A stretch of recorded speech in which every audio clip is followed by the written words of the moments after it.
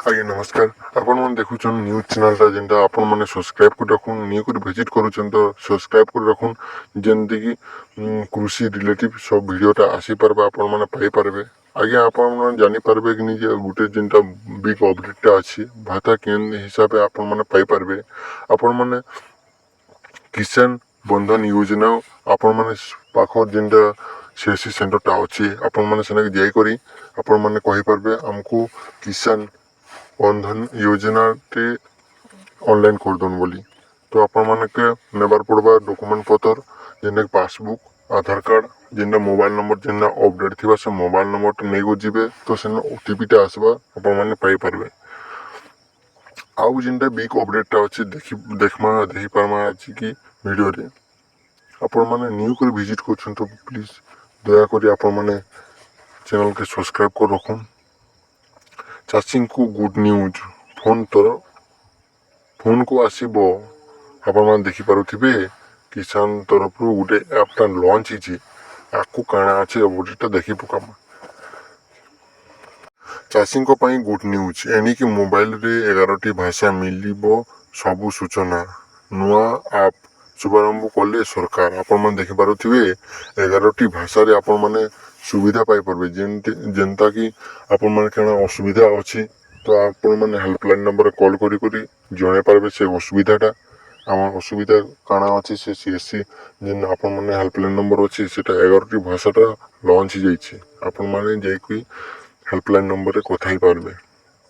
କୃଷକଙ୍କୁ ଆର୍ଥିକ ସହାୟତା ଯୋଗାଇ ଦେବା ଉଦ୍ଦେଶ୍ୟରେ କେନ୍ଦ୍ର ସରକାର ପ୍ରଧାନମନ୍ତ୍ରୀ କିଷାନ ଯୋଜନା ଆରମ୍ଭ କରିଛନ୍ତି। ଉଦ୍ଦେଶ୍ୟରେ ଆପଣମାନେ ଦେଖିପାରୁଥିବେ କୃଷକମାନଙ୍କୁ ସରକାର ଯୋଗାଇ ଦେଇଥିବାର କି PM କିଷାନ ଯୋଜନାଟା କରିଛନ୍ତି। ସିଧାସଳଖ କୃଷକଙ୍କ ଆକାଉଣ୍ଟରେ ଟଙ୍କା ପଠାଉଛନ୍ତି ସରକାର। ଆପଣମାନେ ଦେଖିପାରୁଥିବେ ସିଧାସଳଖ ଭାବେ ଆପଣମାନଙ୍କ ଖାତାରେ ଯେନ୍ଟାକି ପଇସାଟା ଟ୍ରାନ୍ସଫର ହେଇଯାଉଛି। ଯେନ୍ଟା ଆପଣମାନେ ବି ଦେଖିପାରୁଥିବେ ସିଧାସଳଖ ଭାବେ ଆପଣଙ୍କ ଆକାଉଣ୍ଟରେ ପଇସାଟା ଯାଉଛି। ଆଗକୁ ଯେନ୍ ନ୍ୟୁଜ୍ଟା ଅଛି ଆପଣମାନେ ସବସ୍କ୍ରାଇବ୍ କରିପାରିବେ। ତ ସେ ଭିଡ଼ିଓ ରିଲେଟିଭ୍ କାଣା ଅଛି ବର୍ତ୍ତମାନ କୃଷକଙ୍କ ଆଉ ସୁବିଧା ପ୍ରଦାନ ପାଇଁ ପ୍ରଧାନମନ୍ତ୍ରୀ ଉନ୍ନତ ବୈଶିଷ୍ଟ୍ୟ ଆରମ୍ଭ କରିଛନ୍ତି। ନିକଟରେ PM କିଷାନ AI ଚାଟବଟ୍ ମୋବାଇଲ ଆପ୍ଲିକେସନ କିଷାନ ଇ-ମିତ୍ର ଶୁଭାରମ୍ଭ କରିଛନ୍ତି ସରକାର। ଆପଣମାନେ ଦେଖିପାରୁଥିବେ ତ ଯେନ୍ଟାକି ଆପ୍ଲିକେସନଟା ଲଞ୍ଚ ହେବା ଏବେ ଲଞ୍ଚ ହେଇ ସାରିଛି। ଆପଣମାନେ ସେ ଆପ୍ରେ ଆଣିକି ଆପଣମାନେ ଠିକ୍ ଭାବରେ ସୂଚନା ପାଇପାରିବେ।